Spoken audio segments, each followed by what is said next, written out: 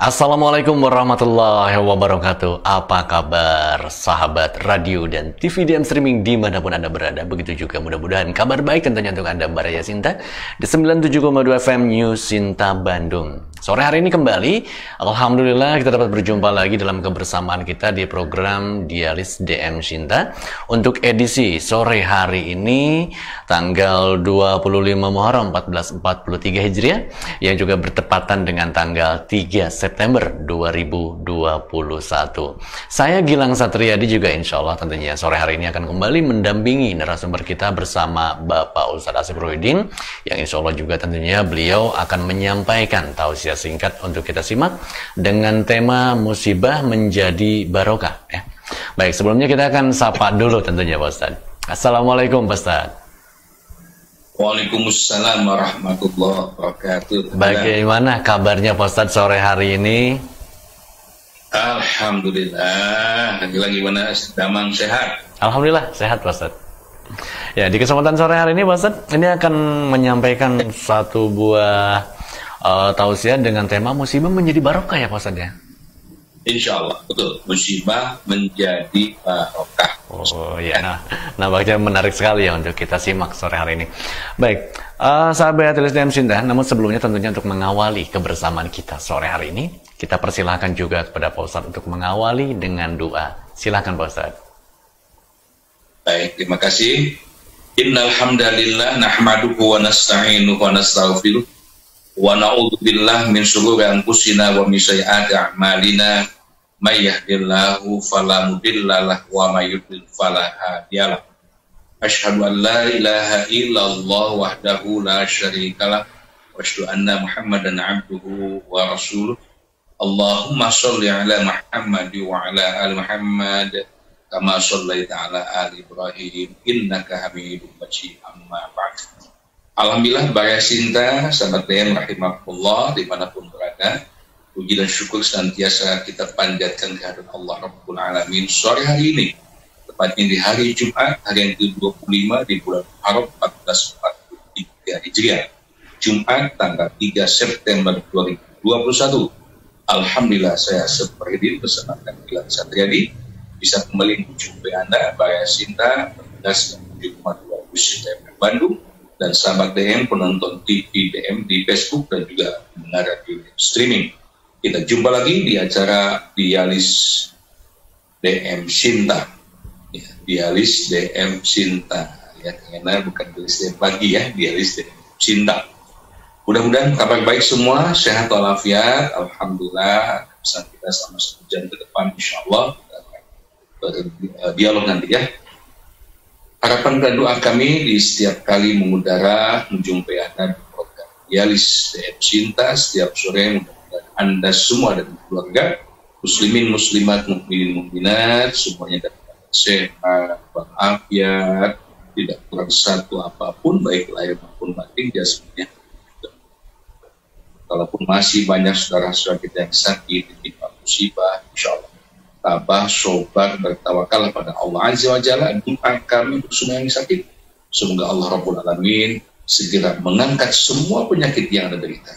Allah menyembuhkan dengan kesembuhan yang sempurna. Allahumma inni as'aluka bi anna lakal hamd la ilaha illa anta ya hannan ya mannan ya badi'as samawati wal ard ya zal jalal wal ikram. Allahumma rabbana sadbil ba's Ishfi anta syafi la shifa illa shifa'uka shifa'an la iqal saqallah. Amin ya rabbal alamin. Amin ya rabbal alamin. Baik, sahabat Dialis DM Sinta, untuk selanjutnya kita langsung saja untuk bersama-sama menyimak tausiah singkat yang akan disampaikan oleh Bapak Ustadz Asif Rohidin tentunya sore hari ini. Dan selanjutnya silakan Pak Ustadz. Baik Kang Gilang, terima kasih. Tema tausiah singkat kita pagi ini insya Allah sangat menarik. Ya, musibah menjadi barokah. Luar biasa. Musibah menjadi barokah. Kita bersyukur pada Allah Rabbul Alamin. Alhamdulillah nampaknya laporan berbagai macam media cetak, resmi, pemerintah, swasta, di medsos. Alhamdulillah mudah-mudahan terus ya pandemi COVID-19 ini seberangsur-angsur mulai landai Banyak saudara-saudara kita yang semula terpapar, alhamdulillah sudah banyak yang sembuh. Insya Allah kita terus berdoa, mudah-mudahan musibah-musibah yang menimpa kita dan ini diangkat oleh Allah dan diganti dengan barokah. Pertanyaannya, bisakah itu? Insya Allah. Ya, insya Allah. Musibah-musibah yang menimpa orang yang beriman, hakikatnya Allah sayang pada kita. Hakikatnya Allah sedang mencuci bersih kesalahan kita, kifarat terhadap dosa besar kita. Allah siap menyediakan pahala yang terhebat yang di surga ketika kita bisa menghadapinya. Baik, bagaimana caranya supaya musibah itu menjadi barokah? Yang pertama saya ingin sampaikan pada Anda, Quran Surah Yunus. Anda bisa lihat Surah Yunus, surah ke-10 ayat 107. A'udzu billahi minasyaitonir rajim wa iyyamsakallahu bizurin fala kashifa illa. Jikalau Allah menimpakan kepadamu, ya, artinya mengenakan kepadamu bizurin satu kemadharatan, kemiskinanKah, penyakitkah dan sebagainya, maka Allah katakan fala kashifalahu illahu, maka tidak ada yang dapat menghilangkan. Tidak mungkin ada zat yang lain yang bisa melenyapkan madarat tersebut kecuali hanya Allah. Ayat ini menegaskan kepada kita bahwasanya ketika kita semua ditimpa musibah apapun itu, termasuk bentuk penyakit misalnya, maka Allah katakan tidak ada manusia di alam fana ini yang bisa menghilangkan penyakit, menghilangkan musibah itu, menghentikan berbagai macam musibah itu, illahu, kecuali hanya Allah. Makanya kita tidak boleh sombong, ya, kita nggak boleh merasa sok pintar, sok bisa. Manusia itu makhluk yang lemah, la haula wala quwwata illa billah. Kita tidak berdaya apapun kecuali atas kekuatan yang Allah berikan kepada kita. Sebaliknya, wa iyyuridka bi khairin, jikalau Allah menghendaki untuk memberikan kebaikan kepada dagangnya, untung badannya disehatkan, ya, rencananya diijabah, fala radda li fadlihi, maka Allah katakan sebaliknya, ketika Allah menghendaki untuk memberikan kebaikan kepadamu, maka tidak ada yang dapat menolak. Tidak ada yang dapat menahan karunia Allah yang diberikan kepadamu. Yushibu bihi may yasha min ibadihi. Maka Allah memberikan hal itu, kebaikan itu kepada siapa saja hamba-hambanya yang dikehendaki olehnya. Wa huwal ghafurur rahim, Allah zat yang Maha Pengampun dan Maha Penyayang. Di satu sisi, jikalau kau sedang ditimpa musibah, tidak ada yang bisa menghilangkan musibah kecuali hanya Allah. Di sisi yang lain, jikalau Allah menghendaki kebaikan padamu, tidak mungkin ada pihak lain yang bisa menghalangi. Artinya apa kesimpulannya? Apapun yang menimpa pada kita semua, baik di masa lalu, masa kini, atau masa yang akan datang, hakikatnya kita lepas dari qadarullah. Tidak lepas dari ketentuan Allah azza wa jalla. Dan ini yang mesti kita imani yang bersama. Tapi musibah-musibah itu hakikatnya adalah tidak lepas dari qadarullah. Dalam Al-Quran kita melihat musibah itu ada 3 bentuk. Anda bisa lihat di kaca, yang pertama mungkin itu berbentuk ujian. Yang kedua, musibah bisa berbentuk peringatan. Dan yang ketiga, bisa jadi musibah itu adalah azab. Ya, yang pertama, bagi siapakah musibah berbentuk ujian? Yakni bagi hamba-hamba Allah yang beriman. Kita telah selama ini kita alhamdulillah menjadi hamba Allah yang taat beribadah, dekat dengan Allah, yang perlu kita tunaikan, yang sunnah pun tidak diabaikan, datang musibah. Penyakit datang, anak-anak semua sakit misalnya, dagangnya rugi, kerja di PHK, dirumahkan dan sebagainya. Insya Allah itu ujian untuk Anda. Rujukan ayatnya bisa Anda lihat Al-Ankabut ayat 2 dan ayat 3. A'udzubillahi minasyaitonir rajim. Ahasiban nas ayyusraku ayyaqulu amanna wa hum la yuftanun. Adakah sebagian manusia yang mengira kepada Allah bahwasanya karena dia telah mengatakan kami telah beriman ya Allah, mereka mengira kepada Allah tidak akan diuji lagi. Di ayat ketiganya Allah menyatakan tidak demikian. Walaqad fatanna alladziina min qablihim, sungguh Allah telah berikan ujian Semua orang-orang beriman sebelum mereka. Untuk apa Allah menguji lagi dengan memberikan musibah pada hamba-hamba yang beriman, pada dia telah dekat dengan Allah. Wala ya'lamanallahu allazina shadaqu wala ya'lamannal kadzibin. Ini jawabannya. Allah ingin tahu benar-benar siapa nanti yang ketika ditiban oleh musibah itu imannya shadaqu, imannya benar, yaitu mereka yang sabar, taat, tawakal pada Allah. Dan siapa pula yang ternyata ketika mulutnya mengatakan amanna billah, tapi ternyata datang ujian, maka zibi imannya dusta. Nah, menghadapi hal ini, maka sobatlah menghadapi ujian-ujian tersebut, lebih tingkatkan kepada kita. Yang kedua, mungkin saja musibah itu betul-betul peringatan pada siapa? Muslim juga, tapi banyak lalai, banyak melupakan perintah-perintah Allah, maka sebaliknya banyak melanggar ketentuan Allah. Menurunkan musibah, kecelakaan lalu lintas lah misalnya, dagang rugi lah, ada nipu dan sebagainya. Sebetulnya itu menandakan Allah sayang supaya dia sadar, tidak keterusan dalam kesesatan. Yang ketiga, na'udzubillah, musibah itu mungkin ini berupa azab bagi siapa? Orang-orang yang kafir, musyrikin. Na'udzubillah. Ya. Nah, kemudian berikutnya, lantas bagaimanakah caranya supaya musibah-musibah yang kita jelaskan tadi supaya bisa menjadi barokah? Nah, ini dia. Ini mungkin yang mesti kita pahami, yang selama ini kita lupa. Terus terang kita menganggap bahwa musibah itu sesuatu yang amat sangat menyakitkan. Hal yang wajar, kita manusia. Tapi di balik itu semua, musibah itu yang menyakitkan, yang memilukan, yang bikin kita kurang nyaman, insya Allah akan berubah menjadi barokah apabila kita bisa musibah ini. Emang saya ada 6 poin itu di konsep saya. Yang pertama, ketika datang musibah, kalau ingin jadi barokah, maka introspeksi. Apa artinya? Asibu anfusakum qabla an tuhasab. Ini pernyataan Sayyidina Umar bin Khattab radhiyallahu anhu, hitunglah diri kalian sebelum kalian ketika kita musibah, ada rugi, di PHK dan sebagainya, coba kaji diri. Kenapa yang terjadi? Tidak mungkin Allah salah. Allah selalu sayang pada hambanya. Kalau selama ini ternyata kita banyak lalai, kewajiban banyak ditunda-tunda, yang sunnah banyak ditinggalkan, bahkan mungkin kita sering melakukan maksiat, maka jelas bahwa musibah itu disebabkan karena kita banyak dosa.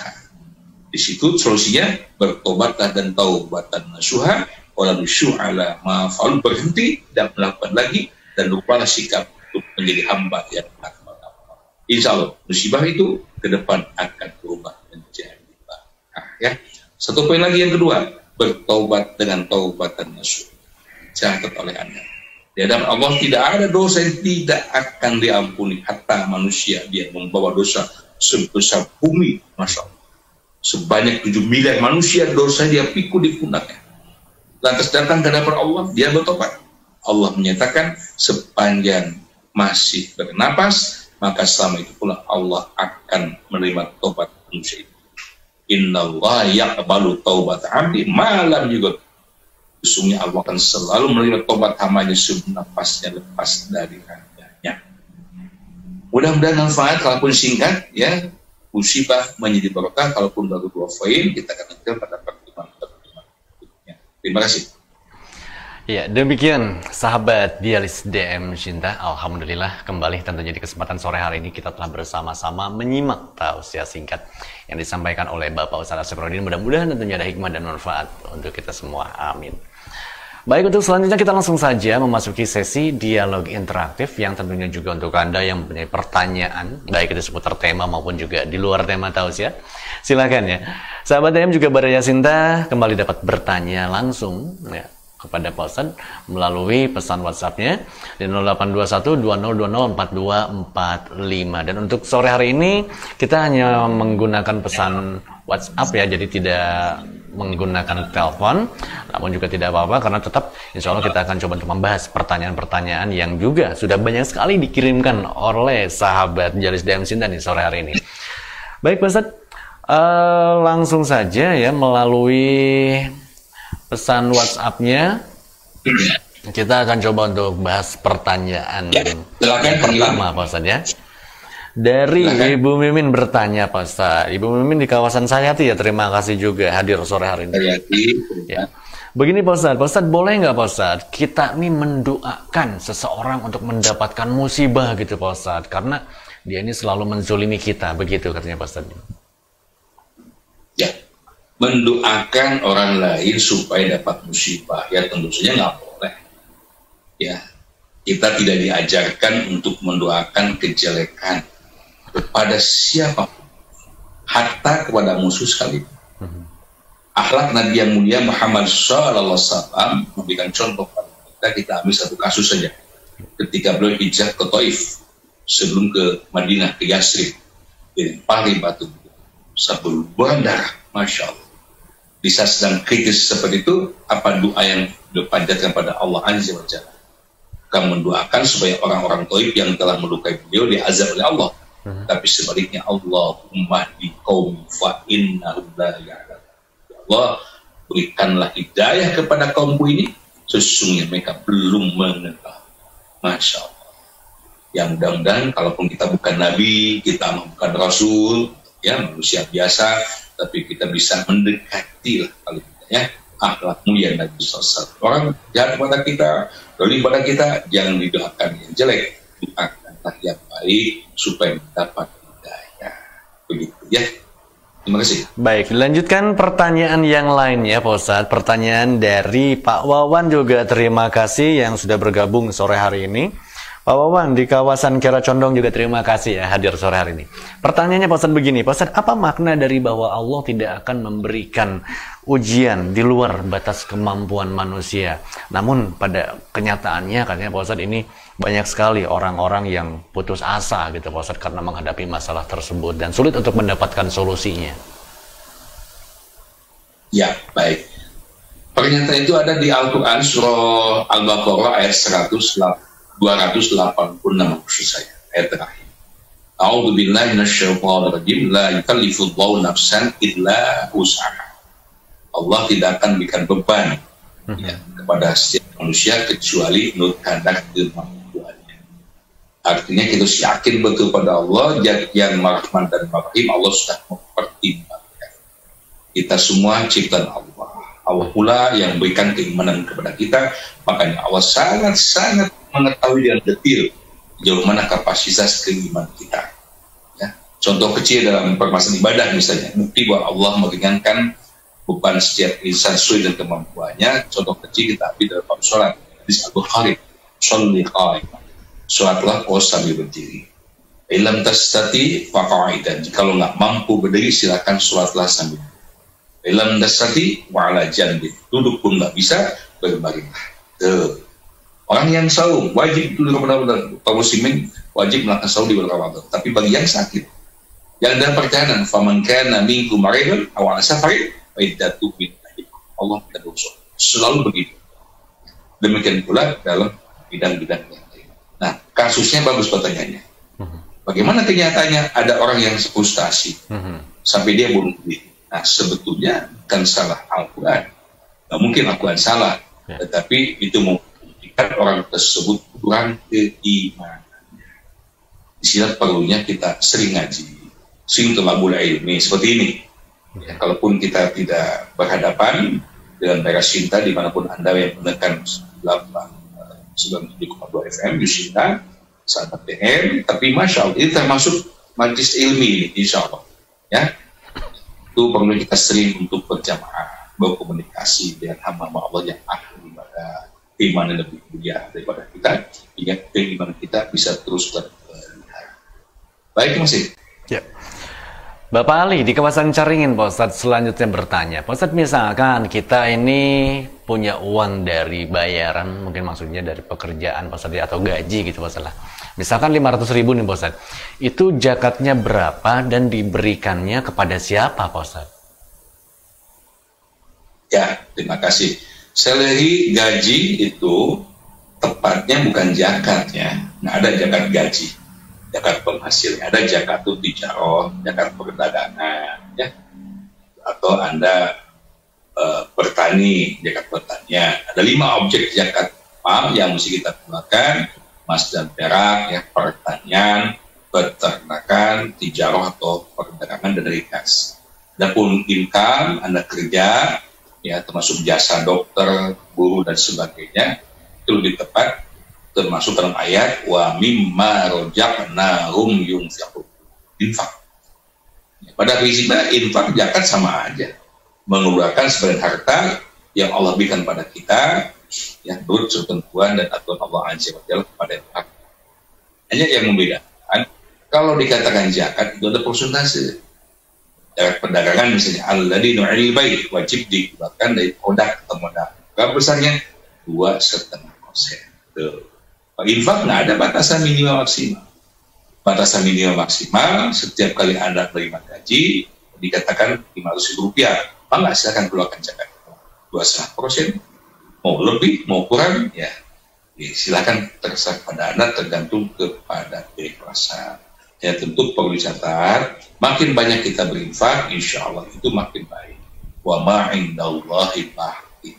Ketahuilah, harta yang akan kekal pahalanya untuk kita adalah harta yang telah kita titipkan ke Allah, dan antaranya melalui infak. Saya tambahkan, bahkan di Al-Imran 134 orang bertakwa itu tidak hanya ketika lapang dia infaknya. Alladzina yunfiquna fis sarai wad dharra. Maka selalu menginfakkan hartanya baik dalam keadaan lapang, baik juga dalam keadaan. Ya, berinfak terus yang banyak. Ya. Dilanjutkan pertanyaan yang lainnya. Kali ini ada Hani, Pak Ustadz, bertanya. Begini Pak Ustadz, ada seseorang nih Pak Ustadz yang menggunakan susuk, ya. Bahkan juga dia tidak ingat Pak Ustadz sampai berapa banyak susuk yang dia pasang. Nah sekarang ini kan kondisinya sedang sakit-sakitan terus Pak Ustadz. Dan bahkan juga seperti yang tidak ada sembuhnya gitu Pak Ustadz. Nah apakah hal ini memang dikarenakan ada susuk dalam tubuhnya kah Pak Ustadz? Ya, baik, terima kasih. Sebetulnya perlu ditanyakan, apa benar dia dipasang susuk? Saya pernah ngobrol dengan para ahli medis, para dokter, ya, atau Anda pun bisa merasakan. Namanya kasura, tahu kasura itu? Ketusuk, apa itu? Ketusuk. Hidis ya? Oh, hidis ya? Iya, iya. Benda yang amat kecil dari bambu, terasanya, waduh, meriang panas tinggi. Apalagi ada benda-benda asing katanya berupa emas, berupa perak dimasukkan ke kulit, itu jelas itu kan terlalu besar secara medis. Itu hanya modus-modus saja, sebetulnya modus penipuan dukun, ya, untuk ambil duit, ngalah uang, ya jangan percaya itu. Nah, berikutnya ketika Anda mempercayainya, ya jelas itu termasuk perbuatan syirik billah, mensekutukan Allah, karena yang bersangkutan telah meminta-minta selain kepada solusinya pertama taubatan nasuh, ya ayyuhalladzina amanu tubu ila taubatan nasuh, taubat yang sesungguh-sungguhnya, yang semurni, ya. Nah, kemudian berobatlah secara medis, jangan berangkat ke dukun lagi, jadi badan Anda tidak ada apa-apanya, berangkatlah kali medis, berobat secara medis, dan terus Anda bertobat pada Allah Azza wa Jalla, berdoalah dan bertawakal hanya pada Allah Azza wa Jalla. Mudah-mudahan Allah sudah menyembuhkan. Baik, dilanjutkan kembali untuk pertanyaan yang lainnya. Ya, Pak Ustadz. Pertanyaan Pak Ustadz, bagaimana caranya mensyukuri berbagai macam musibah supaya tetap istiqomah nih Pak Ustadz? Ini dari Ibu Nur di kawasan Jogja. Masya Allah, dari Yogyakarta ya, luar biasa. Ya. Bagaimana caranya musibah itu berubah menjadi barokah? Pertama, tadi terima dengan lapang. Apapun yang Allah timpakan pada kita, situasi kondisi apapun yang kita alami saat ini, yakini itulah bagian di qada, takdir Allah. Di surah Yunus di awal telah saya jelaskan, ya. Nah, tidak ada qada takdir Allah yang jelek, semuanya baik. Tergantung bagaimana kita bisa mensikapinya, ya kan? Rasul bersabda, ajaban ambil mukmini, aku takjub kepada semua usaha. Nah, dan aku tidak menemukan hal seperti ini kecuali hanya ada pada diri orang. Siapa yang beriman bagaimana? Apabila pertama ditimpa musibah fasyobaro dia sobar fakana khair, dengan kesobaran itulah Allah akan berikan kebaikan. Yang kedua, ketika dia mendapatkan anugerah fasyakar, dia bersyukur. Syukurnya itu pula yang akan menjadikan kebaikan. Dan dengan dua sikap ini, insya musibah apapun akan jadi berkah, akan jadi pahala, kiparat dosa, menantikan surga insya Allah. Satu, saya ulangi, ditimpa musibah, sobar. Mendapatkan anugerah, bersyukur pada Allah. Sobar dan syukur inilah sebetulnya kunci sukses dalam kehidupan ini, insya Allah. Baik, makasih. Ya, kita lanjutkan kembali pertanyaan yang lainnya melalui Facebooknya juga hadir Bapak Rahmat yang bertanya, Pak Ustadz. Oh, ini Pak Rahmat dari kawasan Buah Batu. Ya, terima kasih Pak Rahmat. Ya. Begini Pak Ustadz, di saya suka ada cara tolak bala, katanya untuk menghindari musibah. Nah, itu bagaimana Pak Ustadz? Apakah termasuk syirik Pak Ustadz? Ya, itu coba Kak Rahmat dibuka kembali Quran Surah Luqman, ya, Surah 31 ayat terakhir, ayat 34. Jelas dan gamblang itu. Allah Azza wa Jalla mengatakan ada 5 perkara goib yang kuncinya semua hanya Allah yang Maha. Di antaranya innallaha indahu ilmus sa'a. Sesungguhnya hanya pada sisinya lah pengetahuan as-sa'a, hari kiamat. Yang tahu kapan itu kiamat hanya Allah. Jika ada isu-isu yang mengaku-ngaku nabi lah, rasul dan sebagainya, mendapat wangsit dan sebagainya, kiamat akan terjadi tahun sekian-sekian tahun dipercaya. Yang kedua, yunazzilul ghais, hanya Allah pula yang bisa menurunkan hujan. Wa ya'lamu ma fil arham, 3, hanya Allah yang mengetahui apa yang ada dalam rahim seorang ibu. Yang keempat, nah ini, wa ma tadri nafsu madza taksibu, tidak ada yang tahu apapun yang akan dilakukan esok hari itu. Jadi bohong itu, ya. Yang kelima, wa ma tadri nafsu bi ayatin tamut, ya, yang tahu seorang pun di bulan. Innallaha alimul khabir, sesungguhnya hanya Allah yang Maha mengetahui. Masya Allah. Jadi artinya Allah, hanya Allah saja yang Maha mengetahui dan Maha mengenal. Jika ada orang ngaku itu, jangan percaya. Itu modus lagi. Modus lagi, ya. Terima kasih. Baik, lanjut Pak Ustadz. Ada Pak Yus di kawasan Padalarang juga bertanya Pak Ustadz. Ustadz begini. Pak Yus, silakan.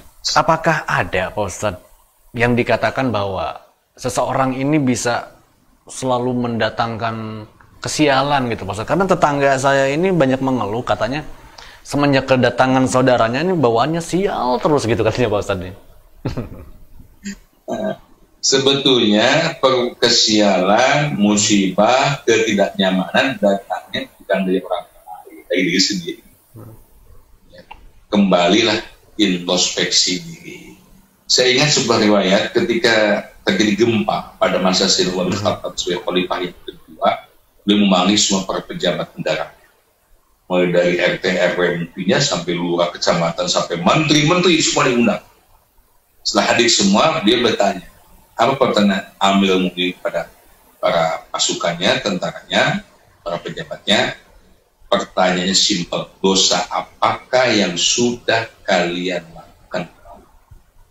Masya Allah. Saat itu para pejabatnya heran juga, apa hubungannya gempa dengan dosa-dosa? Saya mengatakan bahwa tidak mungkin Allah Azza wa Jalla menurunkan musibah ini kalau tidak ada penyebab. Penyebab munculnya berbagai macam azab itu, musibah itu adalah karena perbuatan dosa. Makanya poin pertama di tausiah singkat tadi saya katakan, kalau kita ingin merubah musibah menjadi berkah, maka barasi rahimahullah dan sahabat lain, kita harus introspeksi. Ya, ketika ditemukan selama ini kita jauh dari masjid, tidak pernah berjamaah, tidak pernah bersamaan, jadi solusinya taubatlah. Allah taubat dan nasuha, segera hijrah menjadi hamba-hamba yang lebih taat ibadah, berdoa yang banyak, maka insya Allah Allah akan berubah situasi dan kondisi kehidupan kita lebih baik lagi. Jangan menyalahkan orang lain, difitnah. Baik, ada Ibu Nia Pak Ustadz selanjutnya di kawasan Pasar Burung, Jalan Peta ya. Terima kasih juga bergabung sore hari ini. Pak Ustadz ini mau bertanya, apakah betul Pak Ustadz bahwa pahalanya orang yang bersabar dalam menghadapi musibah itu nantinya akan mendapatkan surga yang tertinggi kan ya Pak Ustadz? Oh, luar biasa. Betul. Betul. Dan pahala bagi orang seperti itu digori hisab tanpa batas. Masya Allah. Pahala suatu pagi kan 1 poin. Ya kan? Pahalanya sholat berjamaah 27 poin. Bisabin wa ishrina darajah. Pahala saum sunnah kemarin itu apa? Asyura. Bukan wisata mau dia diampuni dosa setahun yang lalu. Arafah 2 tahun dan seterusnya. Pahala bagi orang yang sabar, Masya Allah, pahalanya tanpa batas. Artinya Allah akan berikan pahala lebih hebat lagi. Ya, ini ada yang tahu? Lihat Quran surah Ar-Ra'd coba. Tunjukkan ayatnya. Ar-Ra'd itu surah ke-23, mulai ayat 23. Ya, Jannatu 'adnin yadkhulunaha wa man sholaha min abaihim wa azwajihim. Surga Aden, tempat yang sangat indah, yang mereka akan masuk ke dalamnya orang-orang beriman bersama mereka orang-orang yang beriman dari kalangan bapak-bapak mereka, istri-istri mereka, dan keturunan mereka. Insya Allah, kalau kita sama keluarga beriman, kita akan dimasukkan surga Aden bersama-sama keluarga kita. Mungkin kita ada yang belum mengenal siapa orang tuanya, supaya kakeknya, kita akan dipenuhkan di surga. Ya. Demikian dengan Aisyah dan anak. Wal malaikat yadkhuluna 'alaihim min kulli bab.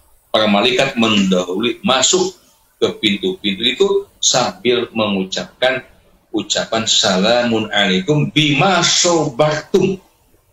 Salamun alaikum, keselamatanlah untuk kalian bima sabartum, berkat kesabaran kalian dulu waktu di dunia.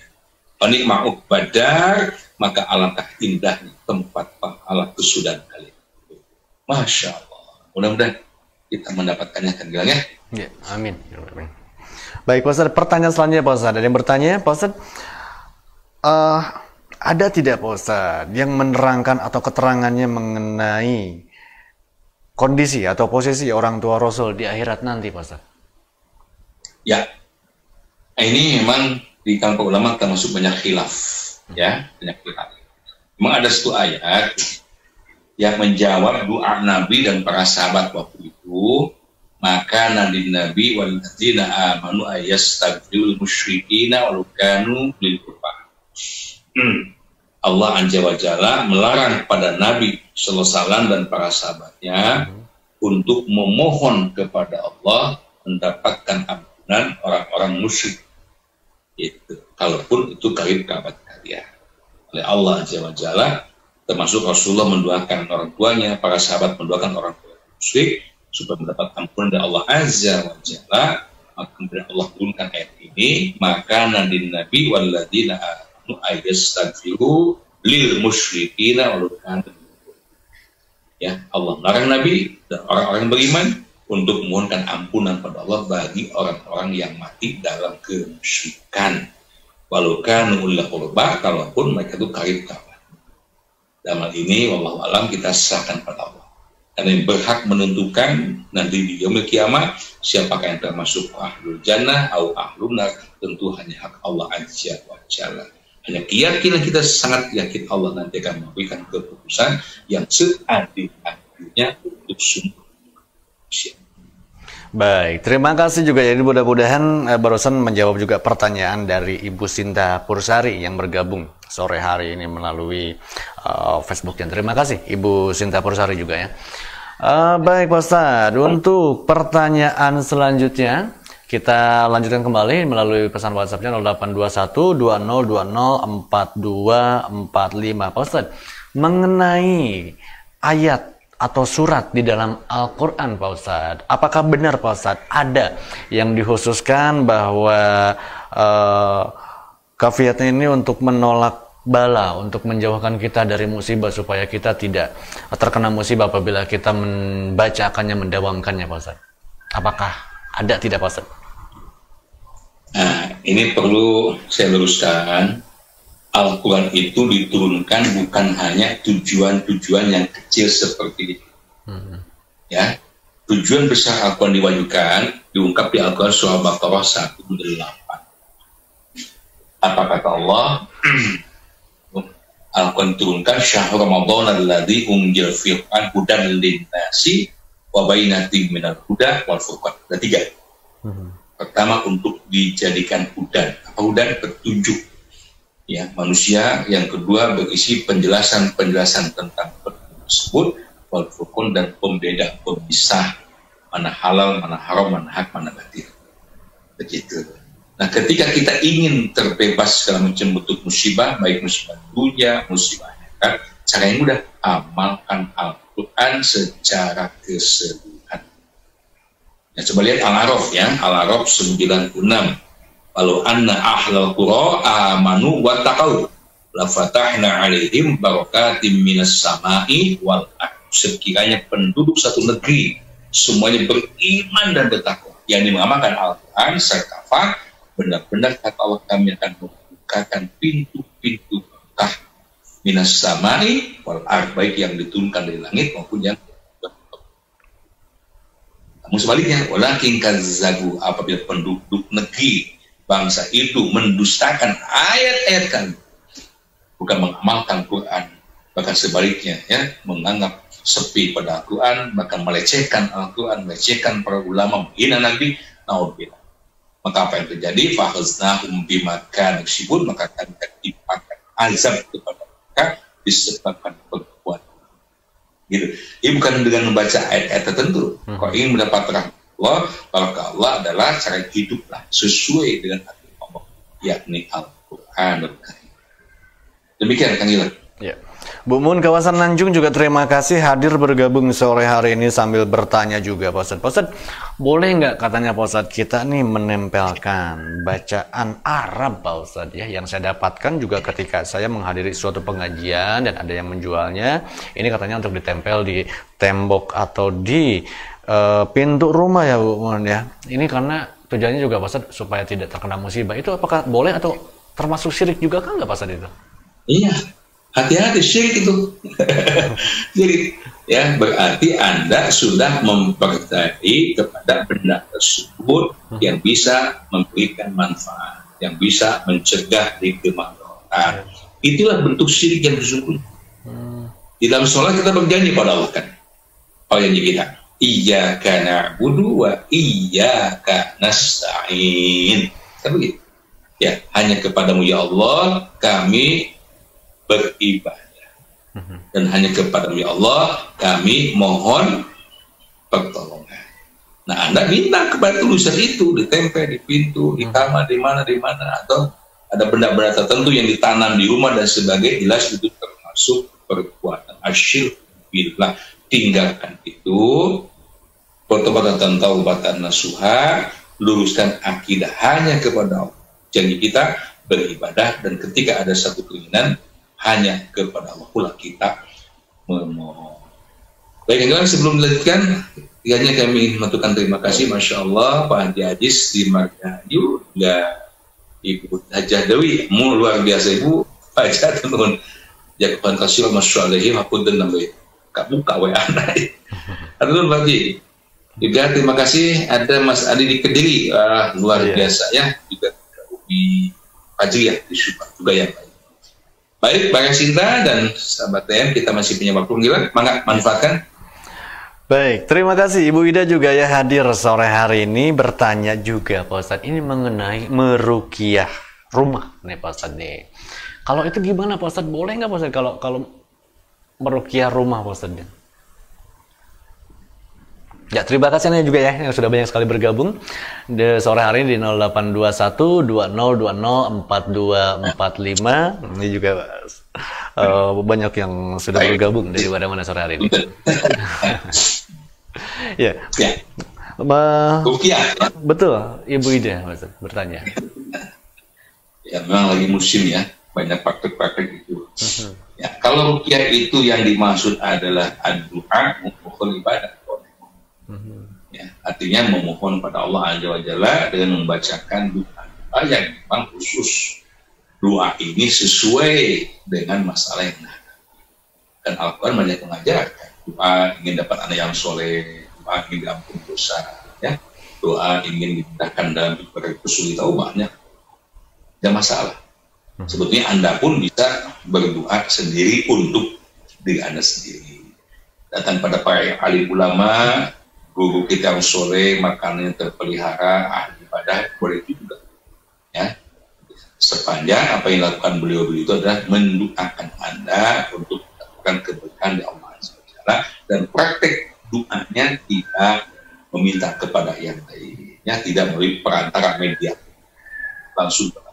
Contoh, ketika Nabi SAW melayani salah seorang sahabat namanya Sa'ad, dia langsung datang bertanya, mana yang sakit?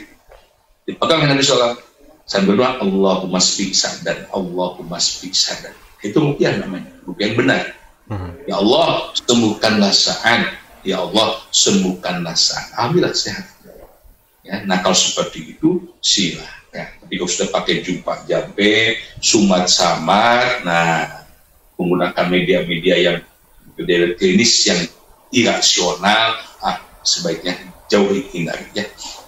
Baik, kemudian silakan Pak. Masih ada pertanyaan Pak Ustadz dari Pak Budrin, ini cukup menarik juga pertanyaannya Pak Ustadz. Masya Allah, silakan. Begini Pak Ustadz, mengenai musibah yang diterima oleh seseorang gitu Pak Ustadz, ada tidak Pak Ustadz campur tangan makhluk gaib dalam tanda kutip? Karena begini Pak Ustadz, banyak sekali kita mendengar di suatu kawasan gitu Pak Ustadz, oh kalau di sana tuh sering banyak yang kecelakaan, sering banyak yang ini karena dapat dikatakan karena angker gitu Pak Ustadz. Itu ada nggak sih campur tangan? Buah-buah. Ya gitu Pak Ustadz. Buah-buah menunggu tempat itu senang ya.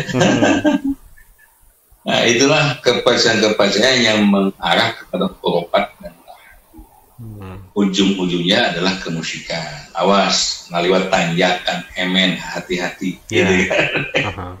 Tanjakan emen di mana gitu? Di kawasan Subang Pak Ustadz ya? Kudu ngalungkeun korek api cenah. Awas di Nagreg dah. Nagreg mana dah? Yeah. Dan sebagainya ya. Nah, itu perbuatan takhayul, perbuatan kebohongan. Ya. Itu. Kembali pada apa tadi? Surah Yunus ayat 107. Wa iyyam saskallahu bidzurri kashifalahu illa. Kalau Allah Azza wa Jalla menghendaki memberikan kemaslahatan kepadamu, maka tidak ada siapapun yang bisa menghilangkan kemaslahatan tersebut. Jadi ketika mendapat musibah, jangan dikaitkan. Hati-hati, saya ulang, jangan dikait-kaitkan dengan sesuatu apapun, kecuali langsung bertawakallah kepada Allah. Tadi saya bilang introspeksi dulu. Kenapa ini terjadi? Pasti ada sesuatu dalam diri kita. Kalau selama ini kita alhamdulillah taat kepada Allah, tapi datang juga musibah, berarti Allah benci. Solusinya Al-Baqarah 155 sampai 157, bersobat. Sebaliknya, kalau selama ini kita ternyata banyak melanggar hukum Allah, berarti Allah memperingatkan kita.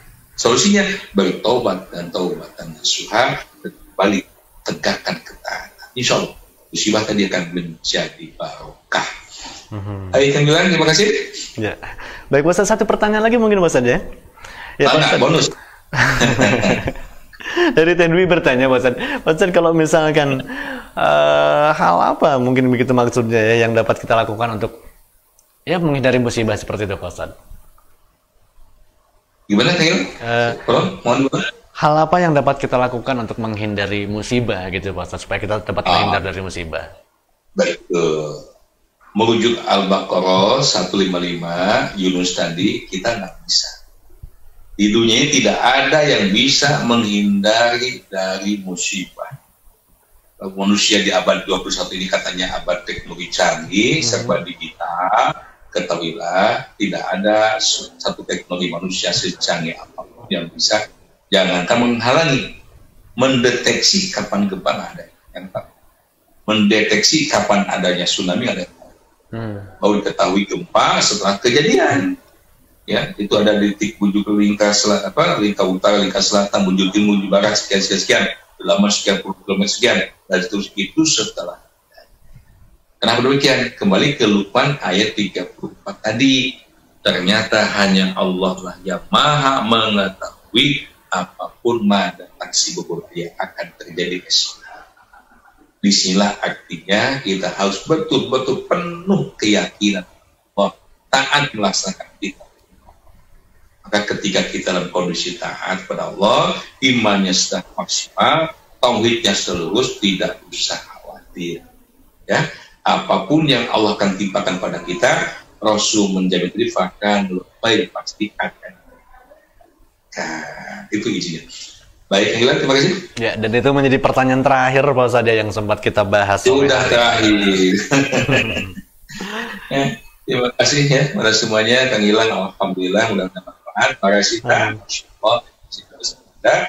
Di 97,2 Mission Bandung, sahabat tim penonton TV DM di Facebook, dan terima kasih Anda yang klik DM streaming di Facebook. Ya, mohon maaf hasil kesan kehilafan. Besok jangan lupa hari Sabtu. Nah, pengajian live. Anda bisa hadir nanti di ya, dengan menjaga protokol kesehatan di bawah. Insya Allah kampanye kita sudah menyiapkan prokesnya di sini ya, di mulai pukul 9.30 sampai 11.30. Anda pun bisa mendengar lewat TV DM di Facebook ya, alamatnya DM streaming. Sekian dan terima kasih Kang Nudi WG, Kang di kru di 97,2 Mission FM, di rekan-rekan kru di TV DM dan musik. Dan semangat terus ya untuk menunjukkan pada umat ya kedahsyatan dakwah kita menyatukan umat ini. Insya Allah jadi pahala jihad untuk kita akan hilang mudah-mudahannya. Sipil efeknya mudah-mudahan kita dakwah melalui media ini Allah berikan kemudahan rezeki yang berlimpah, anak-anak yang sehat dan soleh-soleh. Allah manfa'na bima 'allamtana wa 'allimna ma yanfa'una. Amin ya rabbal alamin walhamdulillah.